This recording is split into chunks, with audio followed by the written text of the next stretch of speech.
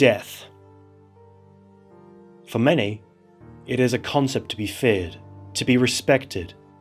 It is the ender of relationships, of knowledge, of everything that you were and will have ever been. They see it as nothing but a monster, the blades ready at a moment's notice to cut clean through the fragile string you call your life. For others, it is but the next great step of the journey of existence. When it is time for them to shed their physical bond with the world, they do so gladly and without hesitation. They know not what waits beyond, but hope that there is yet more to discover, to experience, to explore. They are happy to go on. Some simply consider it as an escape, a way to flee from the pain of living, the hurt that comes from simply being alive. When life becomes too much to bear, they welcome the embrace of death, regardless of what may follow after. For them, they do not care about meeting it prematurely, or if there is more. They only desire for their suffering to cease. The one thing that all agree upon is that death is a universal truth. Just as every being has a beginning, there must also come an end. Everyone prepares for it in different ways, but the result is always the same. No matter the person, no matter the status, no matter your wealth, riches, family, friends, everyone finds themselves in the ground one day. But what if that weren't true? Let us consider the fantastic. If we were to delve into the realm of imagination and say, perhaps, that you were undying, what would the ramification be?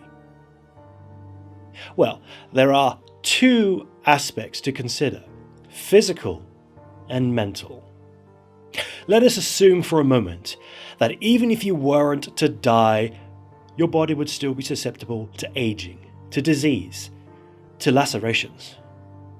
If you were to continue aging far beyond the limits of our programmed destruction, life would very quickly become a living hell. Your body would degrade, becoming weaker and weaker with each passing day.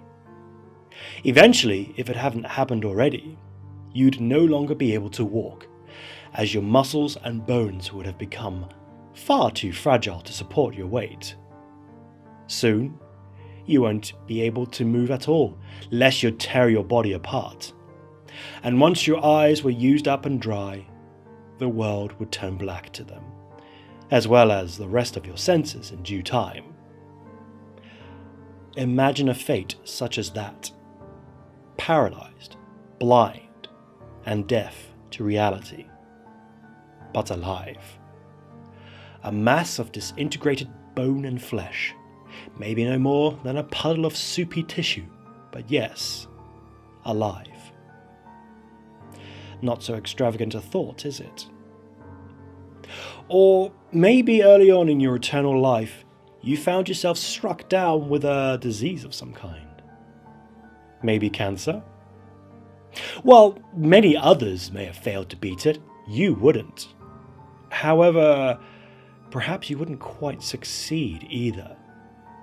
It is possible to assume that, without proper and timely treatment, you'd simply be stuck in a stalemate with it for the rest of your life, which, in your case, is a very long while.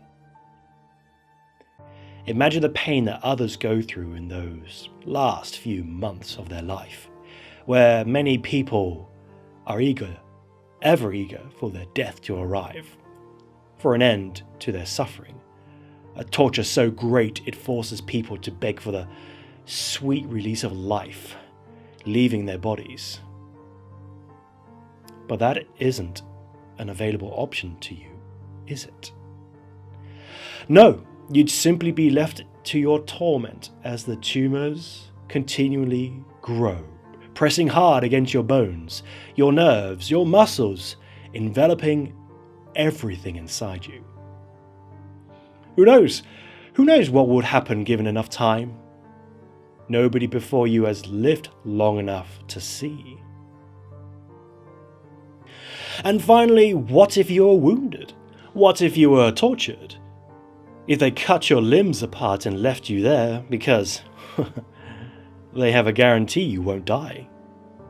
What if they removed your skin inch by inch until you were nothing but bloody muscle and tendon underneath?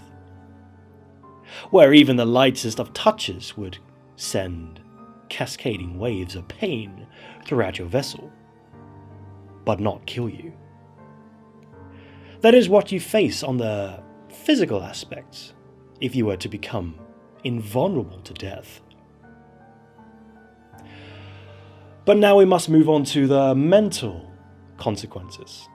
Let us ignore all of what was being stated above and imagine that you are a perfectly healthy individual. No sickness and no aging. For 50 years or so, you might feel very confident about your choice. But what happens when your family starts to die? Your parents may be expected, but your siblings? What of your best friends? Having to watch each one's last breath, clasp each hand as their strength leaves them. How many funerals would you have to attend when everyone you've ever known and loved has died? How would you maintain a family? If you were to bear children with your wife or husband, how would that impact your relationship? As they continue to age and grow older, as you stay the same, a single moment of your life frozen in time forever. Eventually, your children would surpass you, and not only would you witness the death of your significant other, but it would be your children whose hands you must hold as they travel into the next realm. And then your grandchildren, and their children, and so forth. It's alright, you'll start over. A few decades you'll be able to move on, to leave and start a different bloodline than the one you've now abandoned. And then you'll have to undergo the same process again, losing your love, then your children, over and over again. With each new glimmer of hope, you gain to lead a normal life. They say there's no greater punishment than having to bury one of your own children. Well, you will have to bury all of them. Maybe you grow wise and distance yourself from humanity before you go insane from the mental stress that simply existing places on your mind. That's only a temporary solution, unfortunately. Well, everything is temporary when you can't die. When the earth falls into the sun in billions of years and the sun burns itself out of existence, what is there left? You'll still be out there, the one constant in the entirety of the universe, floating through the dust and ghosts of your solar system throughout the dark void of space. No oxygen, no heat, and no company. Completely alone for the rest of eternity. When the universe finally dies, would that be the end of you? Will it finally be your time? Or will you be forced to still linger on, witnessing reality as it was never meant to be seen? Such is the gift of mortality. Everyone at some point in their life asks themselves, what would it be like to live forever? That's not the question they should be asking. The true question you should be asking yourself is this: what happens when an immortal wants to die?